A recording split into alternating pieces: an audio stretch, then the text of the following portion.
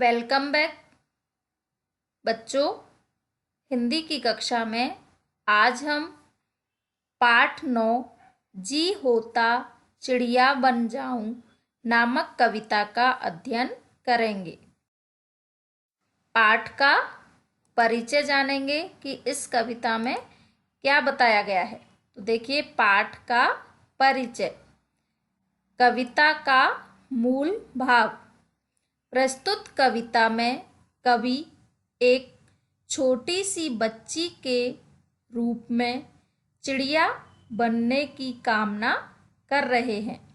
लड़की चाहती है कि वह आसमान में चिड़िया के समान उड़े, फुदक फुदक कर एक डाली से दूसरी डाली पर जाए, चिड़िया की तरह कुतर कुतर कर फल खाए, जंगल में घूमे और पर्वत घाटी आदि में विचरण करे।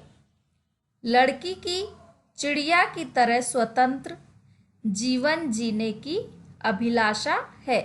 तो बच्चों, इस पाठ में हमें स्वतंत्र रूप से अपना जीवन जीने की जो इच्छा होती है उसको कवि ने बताया है। तो इसमें संदेश क्या मिलता है इस पाठ से हमें? स्वतंत्र चिड़िया का जीवन निराला होता है।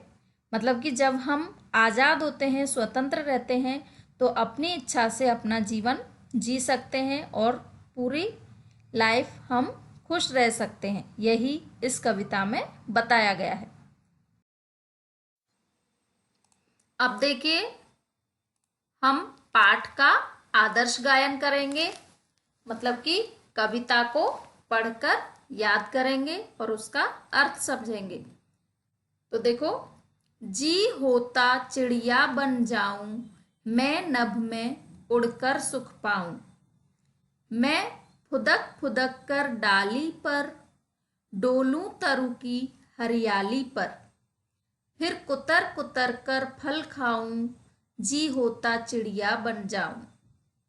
जंगल जंगल में उड़ बिचरूं, पर्वत घाटी की सैर करूं, सब जग को देखूं इठलाऊं, जी होता चिड़िया बन जाऊं। कितना स्वतंत्र इनका जीवन, इनको न कहीं कोई बंधन, मैं भी इनका जीवन पाऊं, जी होता चिड़िया बन जाऊं। तो बच्चों, इसका अर्थ समझना है आपको ध्यान से।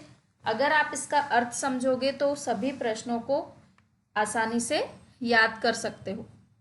तो देखो, जी होता चिड़िया बन जाऊं, मैं नभ में उड़कर सुख पाऊं।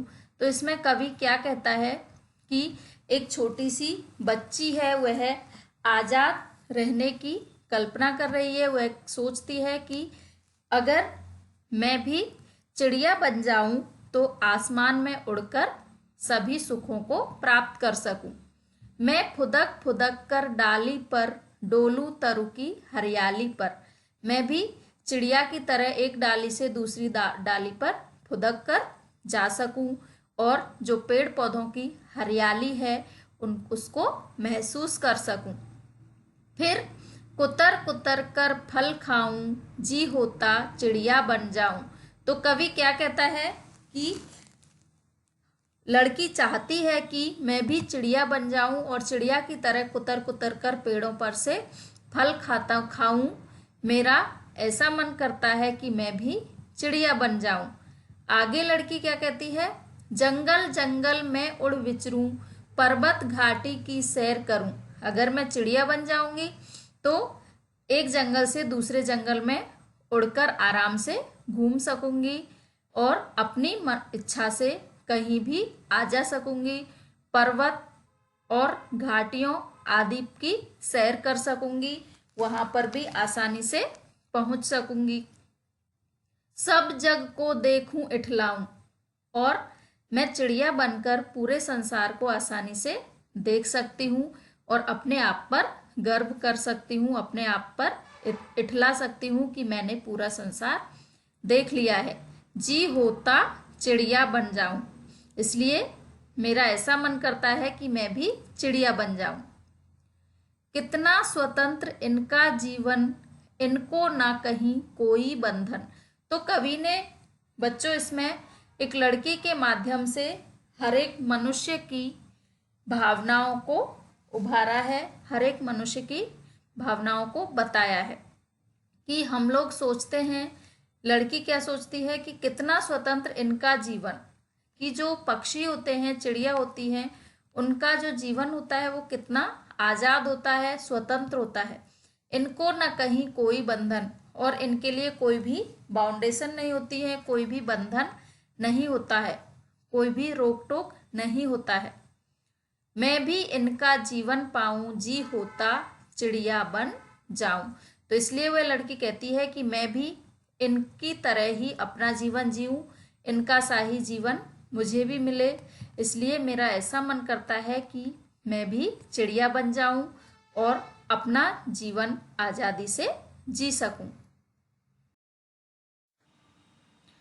अब देखिए इस पाठ में आए हुए कुछ कठिन शब्दों के अर्थ। जी अर्थात मन, जी मीन्स मन।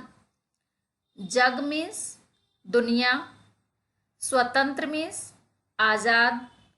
डाली मीन्स टहनी। बंधन मीन्स रोक। नभ मीन्स आकाश। तरु मीन्स पेड़। पर्वत मीन्स पहाड़। इठलाना मीन्स इतराना। और विचरना मीन्स घूमना।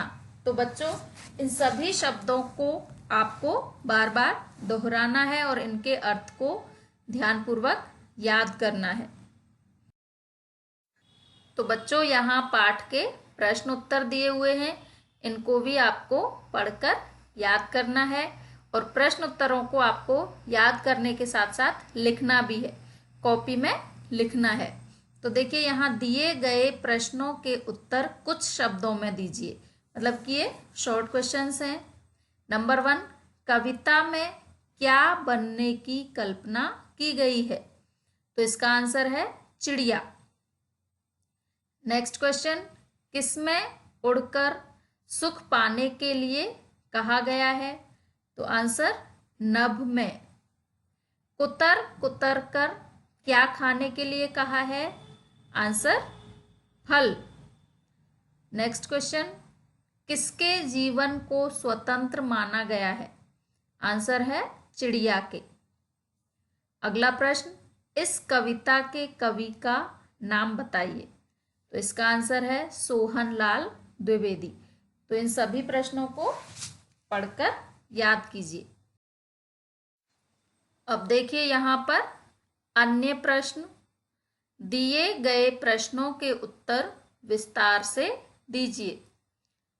तो पहला प्रश्न है, चिड़िया बनकर जंगल, पर्वत और घाटी में क्या करने की इच्छा है? आंसर है चिड़िया बनकर जंगल में उड़ने, पर्वत और घाटी में सैर करने की इच्छा है। अगला प्रश्न है, चिड़िया बनकर कवि क्या क्या करना चाहता है? तो आंसर है चिड़िया बनकर कवि आकाश में उड़ना, पेड़ों की डाली पर घूमना, कुतर कुतर कर फल खाना, जंगल में घूमना, पर्वत की घाटी में सैर करना तथा स्वतंत्र रहना चाहता है। आगे क्वेश्चन नंबर 3, चिड़िया के जीवन को स्वतंत्र क्यों कहा गया है? तो इसका आंसर है चिड़िया के जीवन को इसलिए स्वतंत्र कहा गया है क्योंकि वह जितना चाहे ऊंचे आकाश में उड़ सकती है, दूर पर्वतों की सैर कर सकती है तथा ऊंची से ऊंची डाली पर बैठकर फल खा सकती है। तो बच्चों इन सभी प्रश्नों को आपको लिखकर याद करना है और जो कविता है उसको आपको याद करना है, याद करके लिखने का अभ्यास करना है। पूरी कविता आपको याद होनी चाहिए। तो बच्चों देखो यहाँ अन्य प्रश्नों में एक ये भी प्रश्न है कि कविता की पंक्तियां पूरी कीजिए। जैसा कि मैंने अभी आपको बताया कि पूरी कविता आपको याद करनी है। तो अगर आपको कविता याद है तो आप इस प्रश्न को आसानी से पूरा कर सकते हो। जो इनकम्प्लीट लाइनें दी हुई हैं उनको कंप्लीट कर सकते हो। जैसे कि मैं फुदक फुदक कर डाली पर डोलूं तरु की हरियाली पर, फिर कुतर कुतर कर फल खाऊं, जी होता चिड़िया बन जाऊं। इस तरह से ये लाइनें आपको पूरी करनी है।